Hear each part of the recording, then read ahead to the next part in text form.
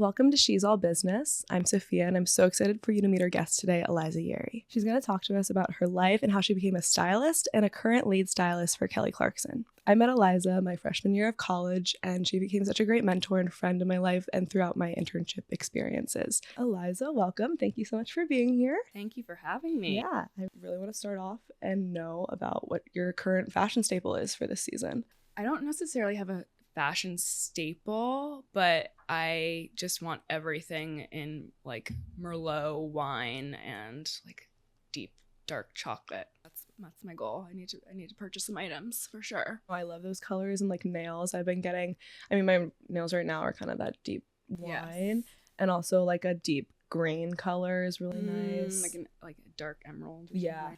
I just had my nails that color, but I'm like obsessed with the green, the red, the browns. How do you think you would describe your personal style? I am very, very casual when I dress. I am usually in jeans and a t-shirt, sneakers or boots. Life as a stylist, you're running around the city. I just need to be comfortable. If I was to like go out, I would obviously dress up a little bit. Love black, love white.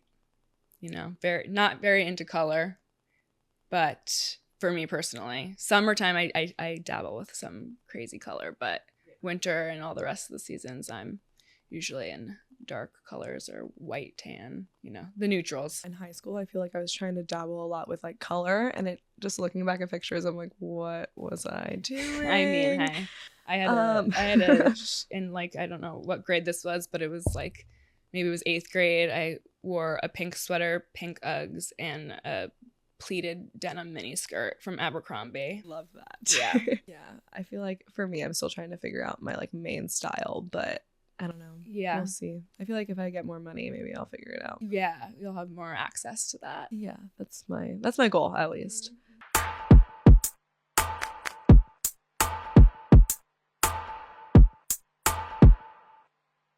I really want to start from the beginning with you and just learn about, your childhood and how that influenced, your future career and kind of lead up into your college career. Yeah. So I'm from a medical family. My father was a physician and my mother is a nurse. So there was no any sort of creative member of my household.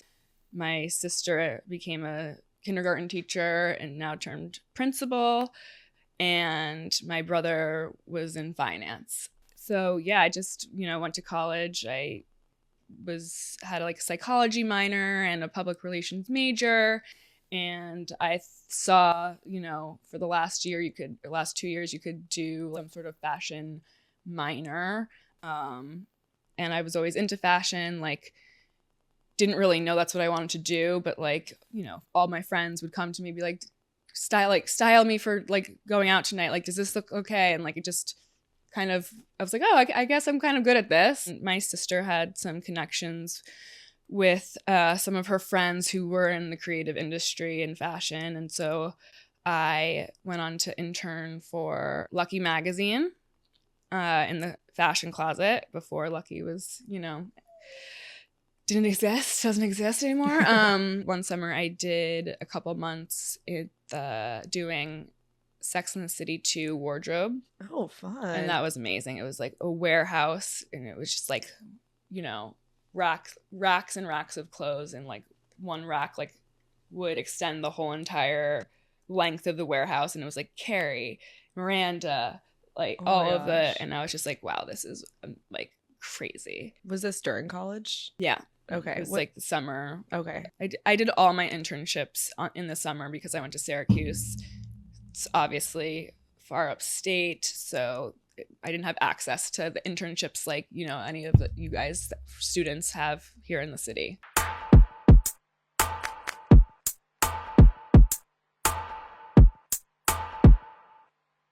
So welcome, Scotty. Welcome, Scotty. We are so happy to have you on the podcast. Yeah. Yay. This is my unhoused looking dog. My last internship that I did was for Rachel Zoe, and at this point in time she had transferred herself mostly to the Zoe Report, but I worked under Jordan Johnson and Jill Lincoln, and I went to LA for that for the summer. And that was like my first celebrity styling gig. The first day on the job, they were like, okay, you have to go pick up from Jennifer Garner's house. And I was like, oh, okay, this is cool. And so, I did that and I left. I came back to New York and started freelancing in styling. That's kind of when I figured out didn't want to do PR. I liked the creative aspect of the styling, and it was either like working at a magazine or doing styling at that time. And still now, magazine jobs are very few and far between. So I just started freelancing in styling. Hello. So from 2012 to 2015, you were working as a freelance stylist before you got your first full-time freelance stylist gig. I was very lucky enough to make a really good connection with Jill Lincoln, who is one of like the heads of the Rachel Zoe styling studio, and she's my mentor to this day. And so whenever she would come to New York for like Anne Hathaway or any of their New York clients, I would help her out, and she she knows how hard it is to get into the industry. It's like, especially breaking into the freelance aspect of it. And if it wasn't for her, I don't know if it would have progressed as quickly. Not that it was quick by any means. It was very a slow start, I think, as it is with a lot of styling assistants when they're trying to make a name for themselves. In 2015, I got my first full-time assistant job with Michaela Erlanger. And how was that experience? Like, what did you end up working on with her? I learned, as she would say, soup to nuts, everything about styling. I learned a lot from her. It was very chaotic. It was 3 years of learning a lot, 3 years of no sleep. At that time, she had like 15 working clients. Or something like that. I headed Jennifer Hudson stuff. She was living in New York. She was doing The Color Purple at the time. I also worked with Anna de Armas and Common and Lupita and Meryl Streep and just, John Boyega. It was quite a time, and it was very busy and hard, but it was beneficial.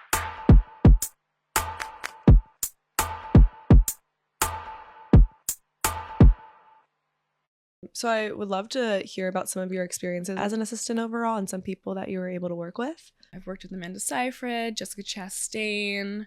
Are those all with Stewart? Yeah, we're Elizabeth Stewart's clients, who's an LA-based stylist.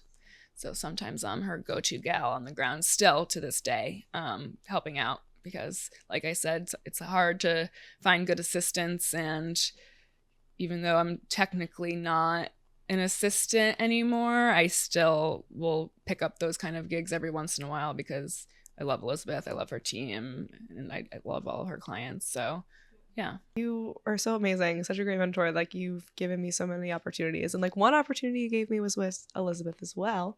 Oh yeah, which one was that? It was Jessica Chastain it was a jewelry campaign. Like, she became their new brand ambassador. Right, yeah. Really fun experience. Made a few mistakes, but it's okay. But it was great to meet. You have to make mistakes. You don't learn anything unless you make a mistake. But it was really great to like meet her entire team. I mean, I didn't get to meet her main assistant, but I was in a lot of communication with her, and now I have that connection, which is amazing. I want to go back just a little bit and talk about the feeling that you had during that like 3-year time period where you didn't have like a full-time job, and any advice that you can give looking back. Yeah, so it was obviously pretty tricky. I was in the beginning, I was living on my sister's pull-out couch, and obviously I knew that like money wasn't going to be coming in so frequently. So I got a part-time job in retail. So I did retail and I did freelance styling stuff. It's very discouraging, I think, when you first start out in this industry. If you don't have those connections, people to refer you to do things, I think that it's really hard, and that's why internships are so important. You'll make, friends for life or like mentors for life or whatever. And I think that's really important, and that's kind of like the saving grace that you have. It's all about connections. When I'm looking for an assistant, or when someone else is looking for an assistant, we're not looking at the resumes we get sent. We're asking friends who they recommend. I mean, I've already experienced that. I've already had people reach out to me being like, hey, can you assist? And if not, like, give me people that you know. Yeah.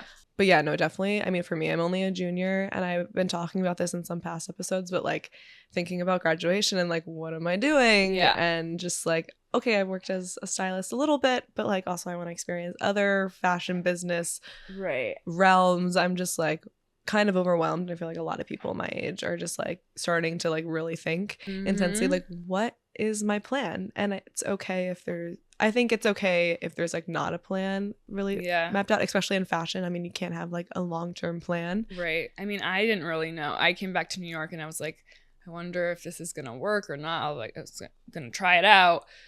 And it was slow and steady, but it really ended up working out once I got the full-time job. Because when you're young and if that's the industry you want to be in, the only way to like really make money is to like try and get a full-time gig. Yeah. And you might start off as a showroom coordinator or like office manager or whatever, but once you're in, you're in.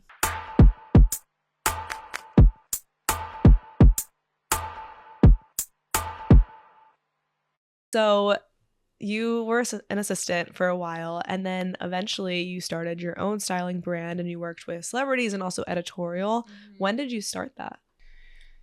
I took a little bend of a break after I left Michaela's in 2018 for some like family matters, and then it was probably like I'd say end of 2018, beginning of 2019.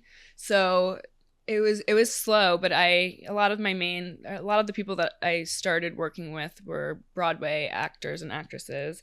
The first big gig that I had was doing the Tony run with Celia Keenan-Bolger. Once you're nominated for a Tony, you have a million different events that lead up to it. So there's Drama Desk Awards, there's a couple other awards, there's luncheons, and that was really, really fun. She's the most amazing woman. I love her so much. So it was a really good first kind of experience because she's so lovely, and it made it easy for me. I put her in a really big baby blue J. Mandel princess gown, which is not normally my style, but she looked beautiful in it.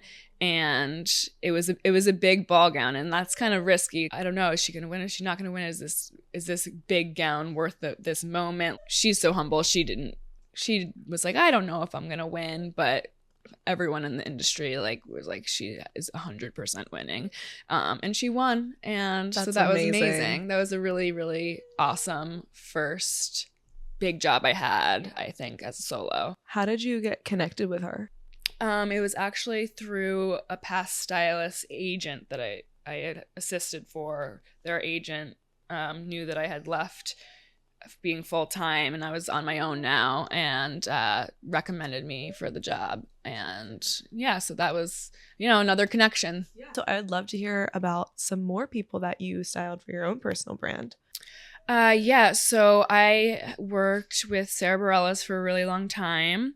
She's been on a million Broadway shows, so I worked with her for a while. I work with Lauren Cohen, who is on a Walking Dead spinoff with Jeffrey Dean Morgan. Patina Miller, I started working with her a little bit after she started on Into the Woods. So you also styled Laura Marano, right? Oh, yeah, I did. She is LA based, so it was kind of a little bit tricky, styling from afar, having an assistant out there do it. But yeah, I styled her for some of her movies that had came out on Netflix. One of the things about Laura that always made me laugh is that she had a flip phone for the first few years that I worked with her. Really? So sometimes I could only communicate with her like obviously text, but you know, if there was like images and stuff like that, it would have to be like when she had her iPad on her. So it was very, very funny. She has an iPhone now, everyone, but then I don't work with her anymore. But yeah, that was a very funny time. And you also recently, I mean, I guess in this past year, styled the SJP shoe collection. Yeah, I was asked to style the Resort 24 collection. It's very sad that the brand is no longer, but it was so fun. It was an amazing opportunity. It was, you know, a great campaign, good for the portfolio. It turned out really amazing. I had so much fun. The team was great. And that kind of felt like, woohoo, this is amazing. Like, all right, let's go. It was one of the you know, few jobs you get and you're like, okay, things are going well. Yeah, definitely like a proud moment.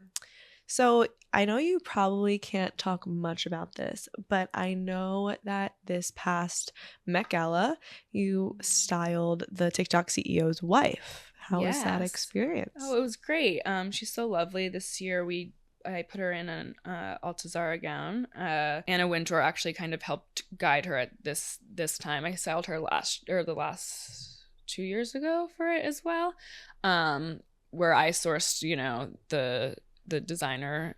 She wore DVF that year, but Anna this year, Anna Wintour, kind of set up the Altazara thing with her. So I just, you know, helped her choose the dress and accessorize. Did Anna help choose because the CEO was actually a co-chair of the event? event? She was more involved this year with them because he was a co-chair, and yeah, so she kind of helped build the relationship for the designer this year. Yeah.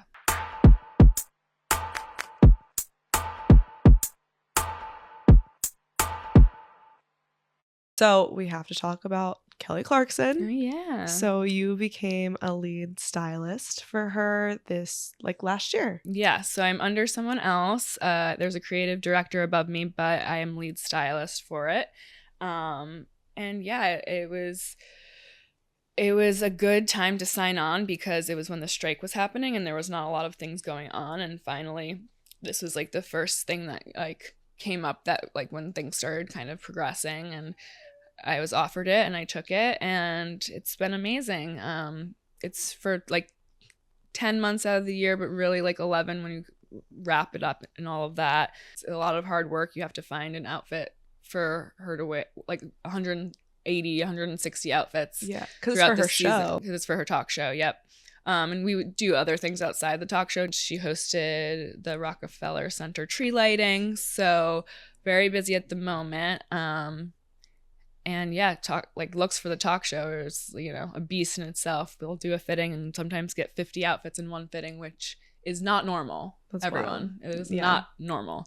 Can you share like the comparison between like how long a normal fitting is for like maybe just a couple events compared to a fitting with Kelly and like that time frame and the amount of looks?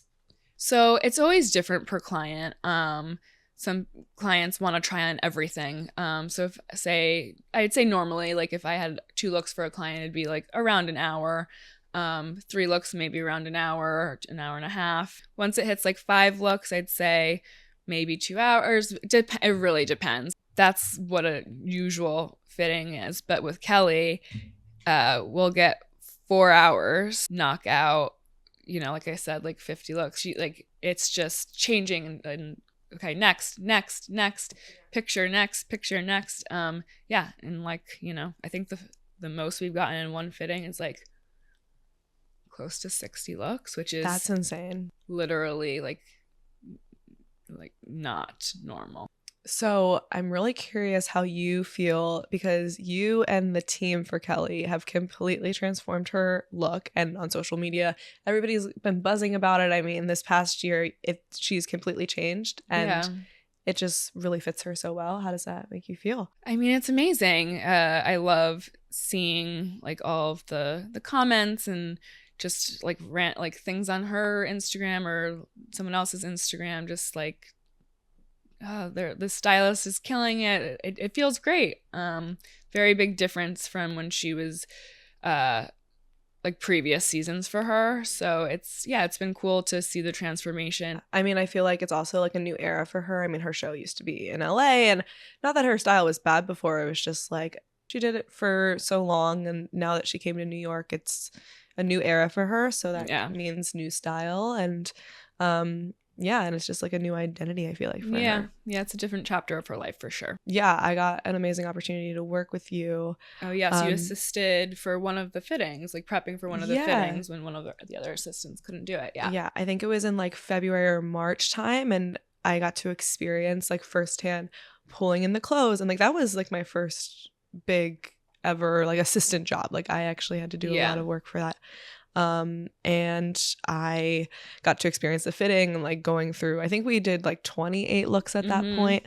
And it was just such a great experience. I mean, she's such a nice person and like so genuine, and like she just came into the room and like just her energy was amazing. And she was so sweet to me. And I feel like sometimes it's hard in this industry for people that aren't like, their names aren't really known.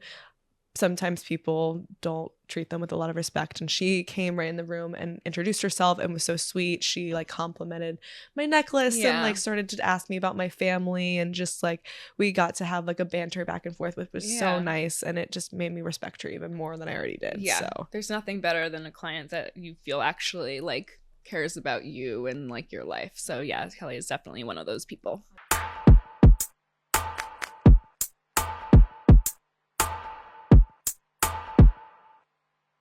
As someone who is closely working with interns, what is one of the biggest mistakes you see interns making? Never lose the Metro card. No. Yes. I mean, that is one of the first things we say when they're going on a run. Like, this is the Metro card. This is an unlimited card. Put it in your wallet. Don't put it in your pocket. But I'd say before asking questions, use the resources you've been provided with first, and then of course ask as many questions as you want. Like, that's totally fine, but I'd say maybe do that. Be proactive, like be one step ahead and be like, what can I, if it's like a lull period, like what can I help you with, what can I work on? But yeah, taking initiative, like if the garment bags are thrown in the basket and they're like all like mangled, like fold them. But also knowing like time and place. Like if it's like really busy and hectic, don't just like stop and start folding garment bags. Right. Yeah, of course. Yeah. I've experienced people are very fast talkers, and they just like look at you as an intern and just start giving you instructions. Like always having your phone ready, like on the notes app. Yeah. And just like start taking notes like immediately, because sometimes they spiral like 10 different things at you. Literally, not exaggerating. Because that's how every stylist brain is chaotic. It's chaotic. Taking notes for sure. I feel like every time I don't start taking notes, like literally the person that's giving me the instructions like stops halfway through and they're like, you should be taking notes. And I'm like, okay, great. Exactly. Really calling me out, but it's fine.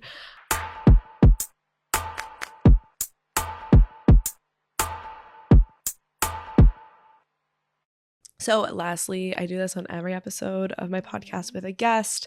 I always want to ask my guest if there is like an internship opportunity or a work opportunity that they're able to offer to the listeners in the near future.